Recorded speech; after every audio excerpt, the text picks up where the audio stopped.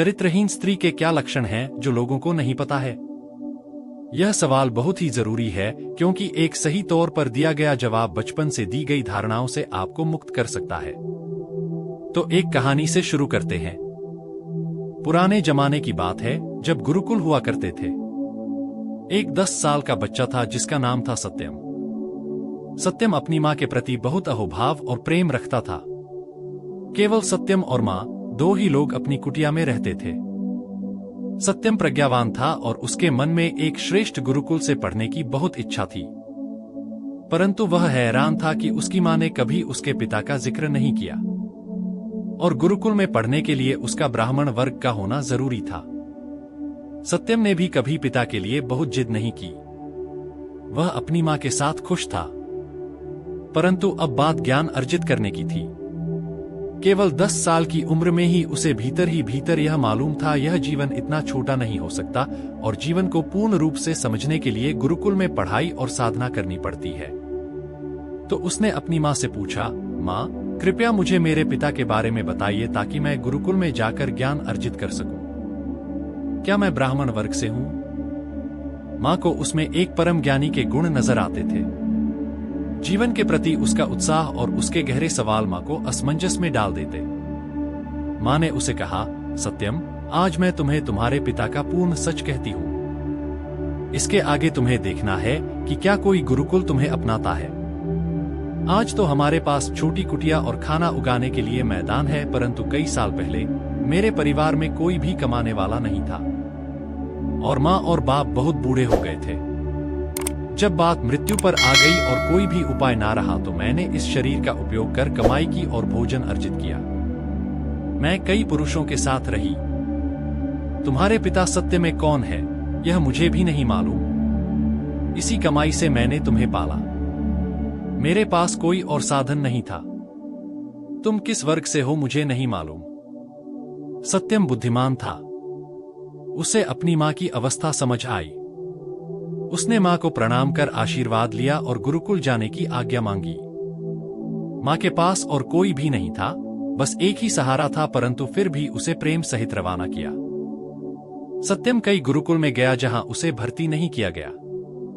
उसने मां द्वारा बताई गई बात नहीं छुपाई। अंत में वह भारत के सर्वश्रेष्ठ गुरुकुल में गया और वहां गुरु से शिक्षा की प्रार्थना की। गुरु ने पूछा कि क्या ब्राह्मण अथवा क्षत्रिय वर्ग से हो। इस पर सत्यम ने अपनी पूर्ण जीवन गाथा कह डाली। यह कोई आम गुरु नहीं थे। उन्होंने उसके भीतर की जलती परम ज्ञान अर्जित करने की ज्वाला को देखा। उसके कटु सत्य को सरल भाषा में व्यक्त करने से प्रभावित हुए। उन्होंने उसे अपना शिष्य बना लिया। केवल 5 वर्ष में ही सत्यम ने वह सारी शिक्षा ग्रहण कर ली जो भी गुरु के पास थी। उसकी ख्याति चारों ओर फैल गई। गुरु की सेवा करता रहा और परम ज्ञान को उपलब्ध हुआ। उसकी मां भी उसके पास एक कुटिया में ही रहने लगी। सत्यम ने कभी भी अपनी मां को कोई अपराध भाव नहीं दिया। सत्यम की मां इतनी प्रज्ञावान थी कि वह अपने पुत्र को समझ सके और अपने जीवन का कटु सत्य पुत्र को कहे। कुछ वर्ष बीतने पर उसके गुरु ने उसको अपने ही गुरुकुल में अगला गुरु घोषित कर दिया। अब आप ऊपर कहानी में मां को क्या चरित्रहीन कहेंगे? क्या उसे समाज के डर से अपने माता पिता को मरने देना चाहिए था या सत्यम को पैदा होते ही मार देना चाहिए था? स्त्री के लक्षणों की चर्चा से पहले आपको यह समझना होगा कि आप चरित्र किसे कहते हैं। तो आइए जानते हैं भारत में प्रचलित चरित्रवान स्त्री के कुछ उदाहरण। 1. बड़े बूढ़ों के पैर छूती है और उनकी सेवा करती है। 2. समाज के अनुसार जीवन व्यतीत करती है। 3. पति की सेवा करती है। 4. स्वादिष्ट भोजन बनाती है। 5. पुराने रीति रिवाजों और प्रथाओं का पालन करती है। 6. परिवार के अनुसार कपड़े पहनती है, शरीर को ढकती है। 7. पूरा जीवन बच्चों और पति की सेवा में व्यतीत करती है। 8. समाज द्वारा निर्धारित दायरे में रहती है और दूसरी स्त्रियों को भी उसी दायरे में रहने की हिदायत देती है। अब अगर किसी दूसरे मुल्क जैसे अमेरिका की बात करें तो चरित्रवान स्त्री के लक्षण कुछ ऐसे होंगे। 1. स्वयं कमाती है और अपने कैरियर के प्रति निष्ठावान है। 2. अपने जीवन के लिए दूसरे पर निर्भर नहीं है। 3. जीवन में अपने लिए स्वयं संकल्प और फैसले कर सकती है। 4. परिवार चलाने में सक्षम है और मर्द से आगे है। 5. दुनिया के दबाव में न आकर अपने लिए स्वयं सही चुनाव करती है। 6.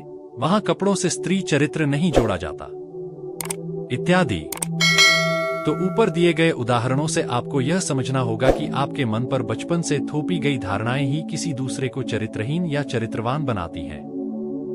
इसीलिए चरित्र की परिभाषा स्थिति, वक्त और जगह के अनुसार बदल जाती है। तो स्त्री चरित्र क्या है?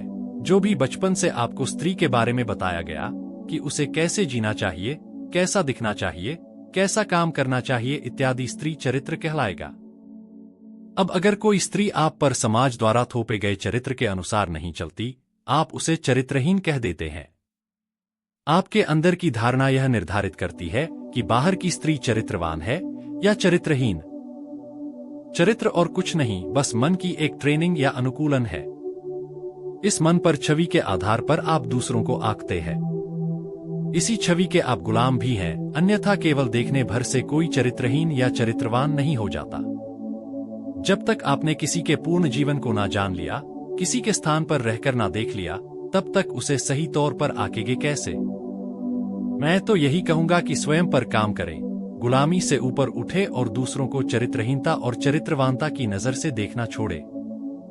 क्या मालूम कि जीवन में कोई किस पड़ाव पर है और प्रभु ने उसके लिए क्या मार्ग निर्धारित किया है। जो पुरुष अपनी यौन इच्छाओं को नियंत्रित कर सकता है, वह पृथ्वी पर कई वर्षों तक जीवित रह सकता है। पुरुषों को यह नहीं पता कि उनकी कुछ असफलताएं कई गर्लफ्रेंड के कारण होती हैं। सभी लड़कियों में अच्छी भावनाएं नहीं होती हैं। कुछ शैतान होती हैं, तो कुछ के पैरों में जहर होता है। कुछ महिलाएं भाग्य का नाश करने वाली होती हैं, सावधान रहें।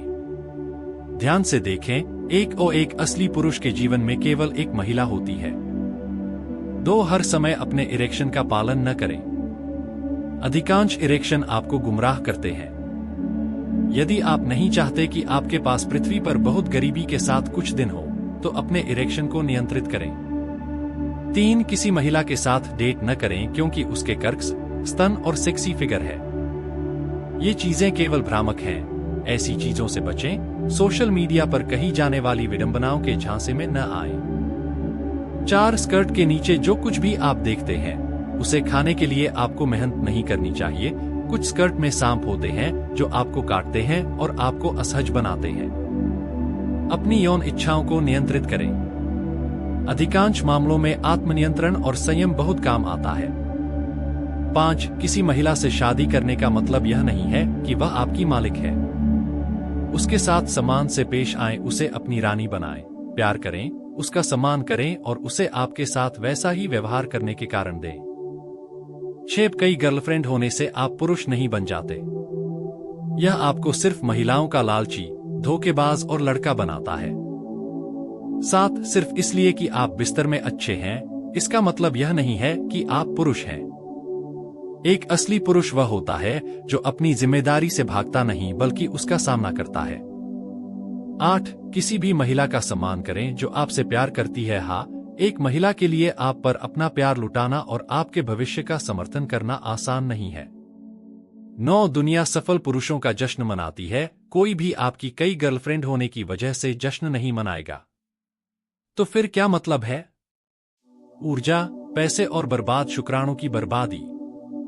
याद रखें, ईमानदार, वफादार और वफादार होना एक असली पुरुष की पहचान है। हमेशा याद रखें कि कॉपी किया गया वह बहुत अच्छा लड़का था। मां बाप का आज्ञाकारी, कभी किसी को शिकायत का मौका नहीं दिया। पढ़ाई में अव्वल, स्कूल में सबका पसंदीदा। सब रिश्तेदार उसका उदाहरण देते थकते नहीं थे। कुल मिलाकर दूसरे सभी उससे खुश थे। फिर एक दिन कार एक्सीडेंट में उसकी दुखद मृत्यु हो गई। रिश्तेदार और स्कूल वालों ने एक दिन याद किया, दुखी हुए। रिश्तेदारों ने 1 महीना याद किया, दुखी हुए। मां बाप ने 1 साल याद किया, दुखी हुए। 5 साल बाद उसका बस जिक्र रह गया, वो भी कभी कभी। वह परफेक्ट था, तब भी उसे किसने याद किया? हम और आप तो फिर गलतियों के पुतले हैं, हमें कोई क्या खाक याद करेगा। इसलिए स्वयं को खुश रखना सबसे ज्यादा जरूरी है कि मरते समय ये ना लगे कि दूसरों की खुशी के लिए इतना किया और क्या पाया। दूसरों को खुश करना अच्छी बात है, मगर अगर आप सिर्फ दूसरों को खुश करने में लगे हुए हो तो आप अपना जीवन बर्बाद कर रहे हो। ये जीवन आपका है, आपके लिए है। जब तक जीवन है, अपनी खुशी ढूंढिए। आप खुश तो जग खुश। अच्छा खाइए, अच्छा पहनिए, खुश रहिए, स्वस्थ रहिए।